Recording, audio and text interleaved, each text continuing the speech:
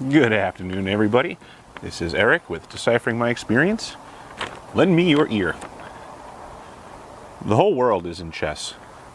Any move can be the death of you. Do anything except remain where you started.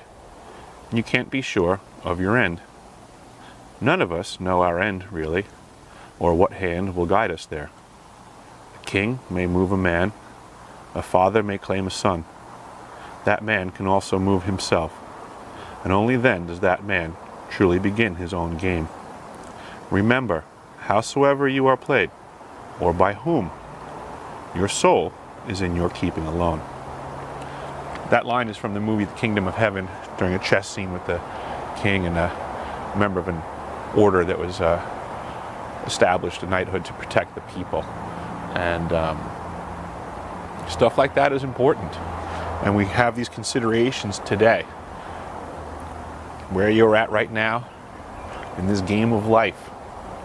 Are you being played? I suggest that you are, and that your moves may not be as much by your intentions as the intentions of others. Look around you and pay a lot of attention. We up here in Alaska, we're opening back up, and everything seems to be as smooth as before it was closed, during it was closed, and a lot of shenanigans in the game. But look where you guys are at right now on the board. Pay attention to where you are at. Ask yourself honestly if you're being played, if you're being manipulated, if your moves are the intentions of others. I want to draw your attention to the studies that I have been presenting, the links that I have mentioned, the doctors, the whistleblowers. At this time, I will reiterate the neuroweapons sciences presented by James Giordano.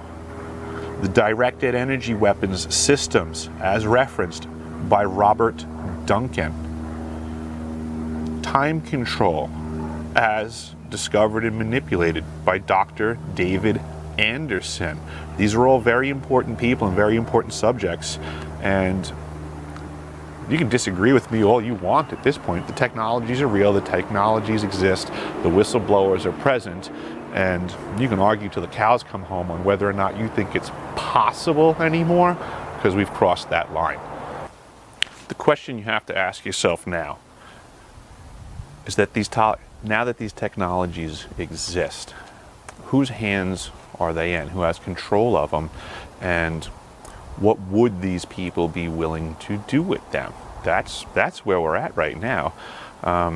We're basically staring down the barrel of Star Wars and Star Trek type technologies that are in the hands of men now, and people don't want to discuss this. There are more nefarious things than things that have been presented in the movies.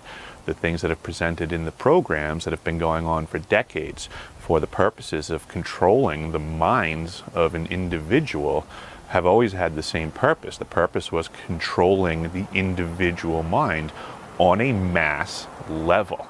And I ask you, is that what you see going on around you right now? Are people acting out of their minds in mass? Is it possible that some sort of a technology or a frequency can simply be turned on and put people out of phase from where they had been before?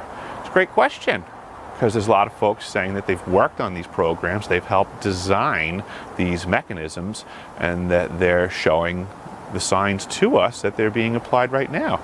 There's all kinds of patents being filed, there's all kinds of information coming out daily, and the question is, what can we do?